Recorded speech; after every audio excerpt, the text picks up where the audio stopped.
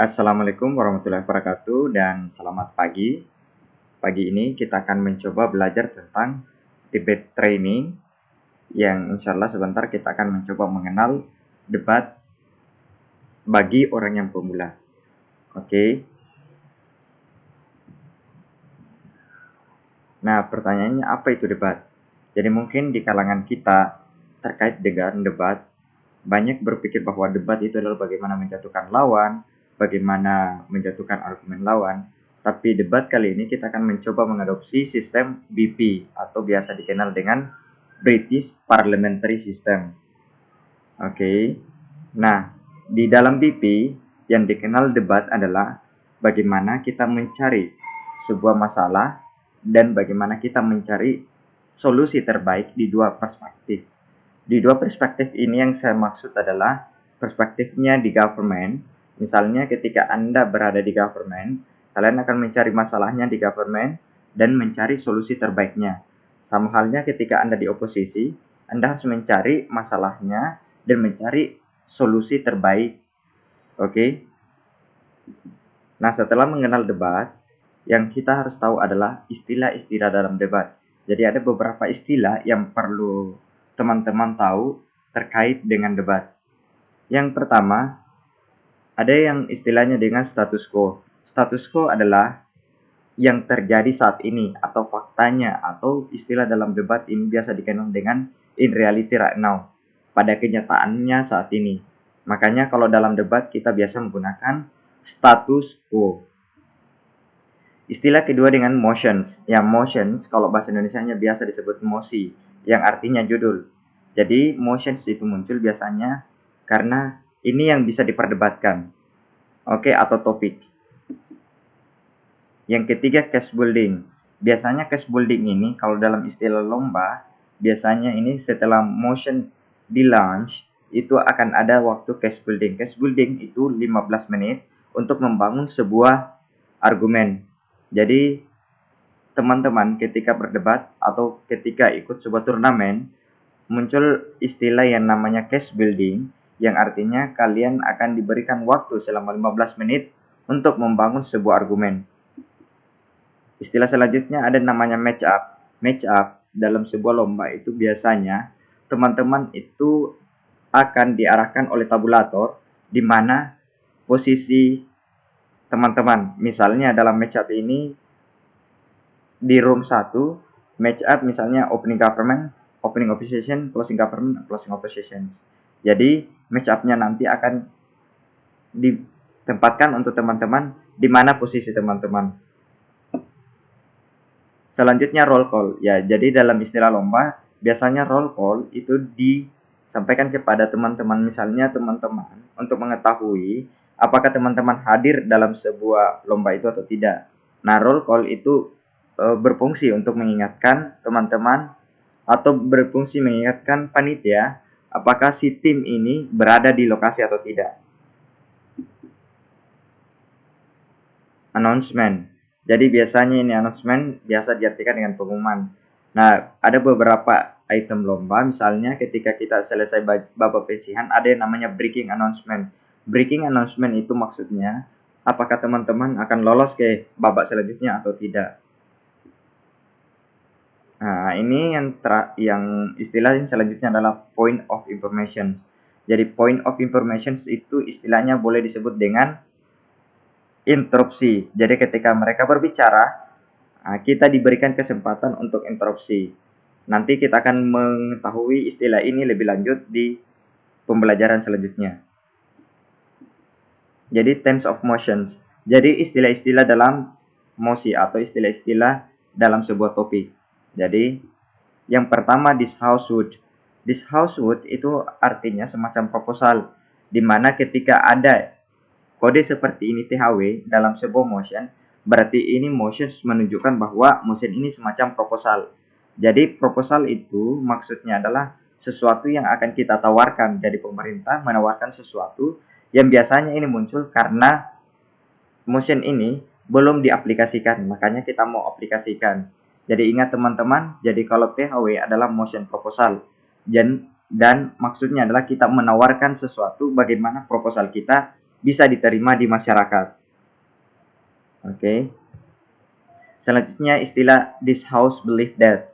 Maksudnya adalah motion ini sudah terkebalikan dari THW, yang mana THBT ini maksudnya sudah diimplementasikan dalam sebuah situasi. Tapi pada kenyataannya this house believe that ini muncul karena ternyata tidak sesuai dengan kenyataan. Makanya kita perdebatkan lagi. Tidak sesuai dengan status quo ya. Kemudian motion selanjutnya adalah this house regret. This house regret istilahnya maksudnya adalah ketika motion ini diperdebatkan kenapa kita harus menyesali. Biasanya clue-nya adalah motion ini kenapa kita harus regret. Jadi perdebatannya adalah track record-nya si motion ini. Apa pencapaiannya? Kenapa kita harus regret? Oke. Kemudian selanjutnya this house support, this house band dan lain-lain. Jadi kalau ini jadi bagaimana kita mendukung, intinya kalau dalam debat ada kata TH, istilahnya adalah this house. Jadi jangan diartikan rumah ini ya.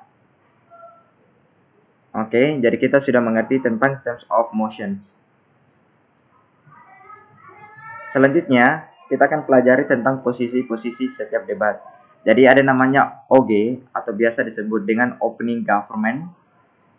Kemudian ada namanya OO atau biasa disebut dengan opening oppositions. Kemudian selanjutnya ada yang disebut dengan closing government dan closing opposition. Jadi khusus untuk bagian atas ini namanya opening. Dan bagian bawah ini namanya adalah closing. Jadi opening government, opening oppositions, closing government, dan closing opposition. Jadi dalam satu room itu akan ada 4 tim yang akan berlomba. Masing-masing akan menduduki posisi seperti ini. Jadi dalam sistem BP tiap tim terdiri dari 2 peserta. Jadi pembicara 1 dan pembicara 2. Oke. Jadi sekali lagi dalam sebuah lomba ataupun dalam sistem BP akan ada 4 tim yang akan berlomba. Ada opening government, opening opposition, closing government, dan closing opposition. Tiap tim ini akan memperebutkan posisi 1, posisi 2, dan posisi 3, dan posisi 4. Jadi dalam sistem BP tidak ada namanya kalah menang. Yang ada namanya sistem poin. Oke, langsung saja di opening government. Pembicara pertama itu biasa disebut dengan PM atau Prime Minister. Kemudian pembicara kedua Deputy Prime Minister atau biasa disebut Wakil Prime Minister. Kemudian di opening oppositions dikenal dengan Leader of Oppositions. Kemudian pembicara kedua disebut dengan Deputy Leader of Oppositions. Dan di closing government disebut dengan GN atau Government Member.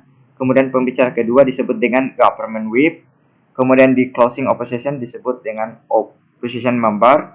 Dan pembicara kedua disebut dengan Opposition Whip. Oke, setelah kita mengetahui posisinya, kita akan mengetahui speaker order. Speaker order itu maksudnya adalah aturan tiap pembicara. Jadi pembicara pertama yang tampil adalah Prime Minister.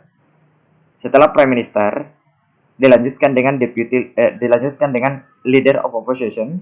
Setelah Leader of Opposition dilanjutkan dengan Deputy Prime Minister. Kemudian selanjutnya Deputy Leader of Opposition. Kemudian selanjutnya Government Member. Kemudian Opposition Member. Kemudian Government Whip dan Opposition Whip. Ini adalah speaker order, jadi aturan setiap pembicara. Oke, setelah teman-teman mengetahui aturan setiap pembicara, ternyata adalah namanya role of speaker. Role of speaker itu adalah speaker hanya akan dikasih waktu atau hanya akan diberikan waktu 7 menit 20 detik untuk berbicara. Nah, dalam 7 menit 20 detik apa yang akan kita lakukan? Oke. Pertama, di menit pertama biasanya akan ada ketukan 1 kali, itu menandakan open POI, artinya POI dibuka. Nah, apa itu POI tadi? POI adalah point of information, di mana point of information ini bisa clarifications, bisa statement, bisa pertanyaan. Nah, untuk penyampaian point of information ini hanya akan diberikan waktu 15 detik. Jadi karena 15 detik dimanfaatkan waktu yang sebaik mungkin. Makanya ketika kita berbicara dan ketika POI-nya kita diterima, maka kita bisa berbicara selama 15 detik.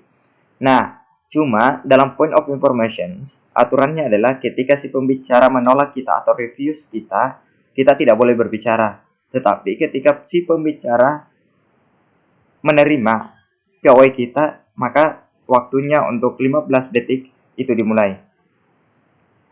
Kemudian selanjutnya adalah menit ke-6. Menit ke-6 akan bunyi sebuah tanda atau sign, biasanya satu ketukan, yang artinya close point of information. Jadi setelah menit ke-6, point of information itu tidak diperkenankan lagi. Ingat, point of information itu hanya dilakukan oleh si lawan pembicara kita atau tim oponennya kita. Misalnya kalau kita di government, yang boleh point of information itu hanya dari oposisi. Begitupun sebaliknya. Oke.